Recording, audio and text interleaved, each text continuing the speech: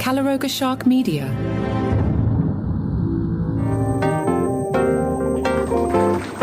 Hey, I'm Johnny Mac with your daily comedy news, a daily briefing on stand-up comedy, comedians, and the comedy industry. Boy, it's busy. I thought I'd lead off with Strike Force 5 today, but nope. The roast is still the hot topic. We will get to Strike Force 5 in a minute. Starting with the roast, there were many stories about jokes that were cut from the roast for one reason or another. I will do my best to share them with you.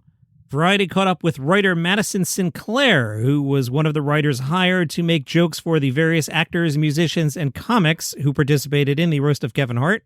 Variety has these broken out by topics. It's unclear who hypothetically would have said the joke about the subject, so we'll do it by subject. First subject is Draymond Green. Someone might have said, Draymond Green is a lot like Megan Thee Stallion. They're famous for letting other people shoot, and he hasn't been the same since Klay Thompson left. Draymond is so cute, he has that thing where his mouth is always a little open. That's one of the things he and Chelsea have in common. That's pretty good, actually. New topic, Lizzo. Lizzo broke barriers when she danced as a stripper in Hustlers, mostly because they weren't properly enforced. That's funny. New topic, Shane Gillis. Shane Gillis only lasted 2 weeks in basic training. The closest he's come to becoming a veteran is his views on Asians. Now, that's very funny. But it would assume general knowledge on the audience as to why that is funny. If you don't know, Shane Gillis was hired to be on SNL, and they dusted off some jokes from his podcast, and then he was unhired from SNL way back when. Another one, not as good. Shane turned down doing the Riyadh Comedy Festival because he has integrity, and he can't go 48 hours without a drink. New topic, Tony Hinchcliffe. Tony has the license plate I roast, which is what we all hope for every time he gets behind the wheel. Wow. Tony is like Melania. The only thing relevant about him is that he opened for Trump once. That's a great joke.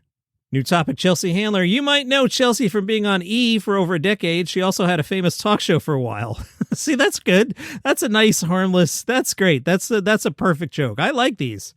New topic, Kevin Hart. Kevin is one of the few comedians without a single allegation. When he found out about the Me Too movement, he was shocked. He was like, people are saying no to things? Fantastic joke. Did you know that Kevin actually has a nonprofit for organ donation called Heartless? That's not true, but doesn't that sound like some dumb stuff he would do? If Kevin can make a pun with the word heart in it, he'll spend millions to develop a crappy business around it. Kevin, thank you so much for being here tonight. I know you have such a busy schedule with stand-up, movies, sitting on that shelf every Christmas. Kevin, I was so disappointed when you did the Riyadh Comedy Festival because on a human rights level, no one should be forced to listen to your comedy sober. I love these. Kevin, you are so talented, but you are the worst cheater. With your build, I assumed you'd be better at sneaking around.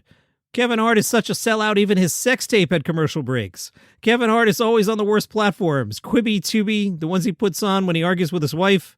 Kevin said he was only joking when he said he would throw a dollhouse at a gay child, but we invited Tony Hinchcliffe here tonight just to make sure. Kevin, why are you always hooking up with women in cars? If you wanted to cheat and get away with it, you should have gone somewhere desolate, a no man's land, somewhere no one would ever go by any means necessary, like Hart House on La Brea. Fantastic. Let's give a nice plug to Madison Sinclair, who'll be at the Looney Bin in Tulsa on May 14th and May 16th at the Dallas Comedy Club. Now, a lot of people on the internet are upset about some of the jokes at the roast. I don't think they understand what a roast is.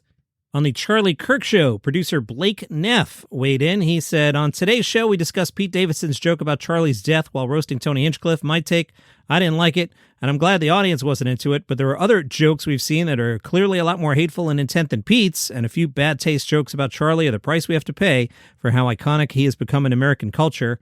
TMZ reports the family and friends of George Floyd were upset at the Floyd joke that Tony Hinchcliffe made. TMZ says George's family and friends feel like Kevin Hart should have told Tony to stay off the topic if nothing else, and they're baffled and disgusted by Tony's apparent obsession with telling George Floyd jokes during the Tom Brady roast. Hinchcliffe joked that Rob Gronkowski looked like the final boss in George Floyd the video game. TMZ says, quote, we're told George's family and friends feel Tony is a, quote, racist comedian, unquote, double, unquote, and they're wondering how Kevin would feel about these jokes if one of his friends died instead of George. Sheryl Underwood was on TMZ Live. She defended The Rock's use of the R word, arguing that roast comedy has its own rules. She said the context brought the room together, especially given past discourse about The Rock's identity. She emphasized that political correctness doesn't always fit in with comedy, noting roasts are spaces to tackle uncomfortable issues with humor. More about the roast tomorrow. All right, the Strike Force 5 guys. They are Seth Meyers, Jimmy Kimmel, Jimmy Fallon, John Oliver, and Stephen Colbert. They were all on The Late Show with Stephen Colbert. Stephen said late night is in a bit of a weird spot right now. Spoiler alert, and people are questioning its future. He then asked the other host to make a case for late night. Jimmy Kimmel said, I would say I look at the figures. And the fact of the matter is more people are watching late night television now than, and I know everybody gets crazy, than when Johnny Carson was on. Obviously, Johnny Carson had a lot of people watching one show, but we have a lot of shows.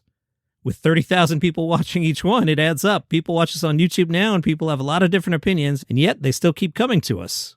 Kimmel and John Oliver then asked, why would that question even be asked? Kimmel asked Colbert, like Ryan Seacrest doesn't get asked about the Wheel of Fortune or whatever the hell he's hosting. Oliver agreed and said, I would actually like to hear Ryan Seacrest defend Wheel of Fortune. If someone's next to me saying defend Wheel of Fortune's right to exist, I'm going to be leaning forward, waiting for what he says. Jimmy Fallon weighed in and said, late night is one of those things that's been around our whole lives, where it kind of is just part of our lives. I never thought it was a job when I was growing up. I just thought Johnny Carson came with the television set. People want to go to sleep, having a good laugh, and go to bed happy. Kimmel jumped on that and said, but not before Seth. Fallon agreed, wake back up for Seth's show. Then Seth Meyers said, if I were making my case for late night, it would be that the leaders of the free world are watching it when it airs. With all the hosts there, Colbert joked, Jon Stewart is the designated survivor tonight. Someone has to survive for the president to be mad at. Great joke. Colbert said, wouldn't it be great if John had to do all our eulogies? Some other jokes. Kimmel said, I figured out why you lost $40 million, Stephen. There's too many in your band. Colbert wondered if he would get kicked out of the Strike Force 5 if he doesn't have a show. Seth Meyers said, you're out. It's Strike Force 4. It breaks our heart, but it's like gerrymandering. Nobody likes it, but once the courts rule. Kimmel tagged that with, don't worry, give me a few months and it'll be Strike Force 3. Kimmel talked about when he had his own troubles and said, I'll tell you, when I got knocked off the air for a few days, people canceled Disney Plus. He then turned to the audience and said, why aren't you people canceling Paramount Plus? Oh, because you didn't have it in the first place.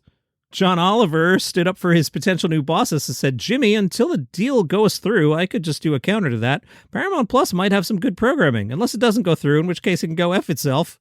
There will be a new podcast episode of Strike Force 5 out today.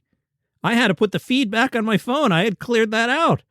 Episode 13 will benefit Chef Jose Andres' World Central Kitchen, a nonprofit that provides meals in response to humanitarian, climate, and community crises around the world. On LateNighter.com, Bill Carter wrote, the affection among this group was on utterly convincing display Monday night. The group long ago shattered the old late-night precedent that competition had to resemble Game of Thrones. The banter was funny and charming, but a little concern about the future was always haunting the conversation. Bill Carter writes, and as these 5 talented men traded jibes and stories like old college friends, drawing laughs from the audience and from one another, it only underscored how separate, sadly separate, Trump and his entourage are from some of the best times people can have watching television. Late night shows are entertaining. They always have been. They still are, unless you literally can't take a joke. Send your letters to Bill Carter. Gossip Corner, whispers in the street. Gossip Corner, probably about Pete. Gossip Corner, where the rumors meet. With Johnny Mac, it's always a treat.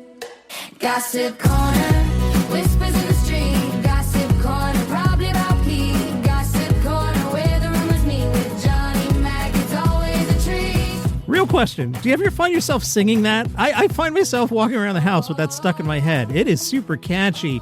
On Gossip Corner, is Carrie Underwood mad at Nikki Glaser? People think there was tension on the set of American Idol when Nikki Glaser recently showed up.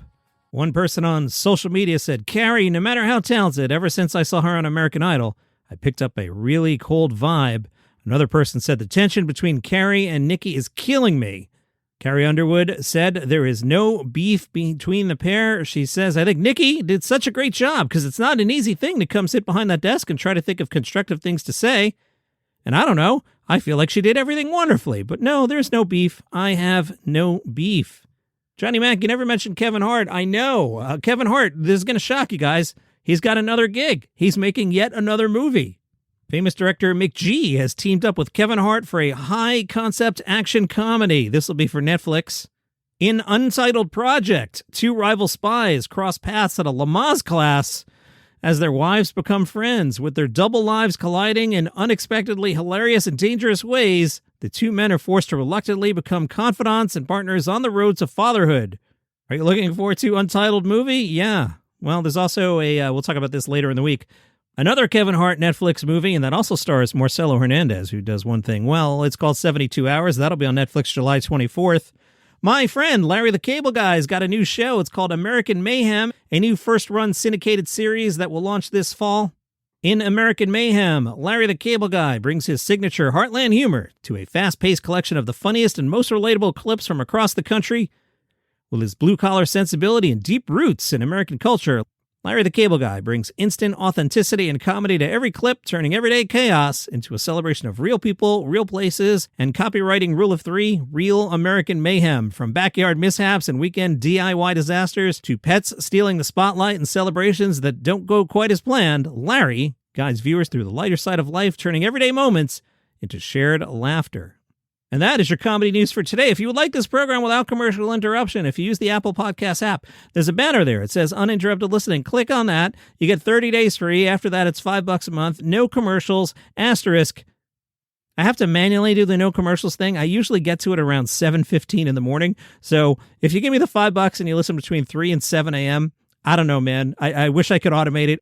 That's a good way to support the show. Just click the banner, and I will catch you tomorrow.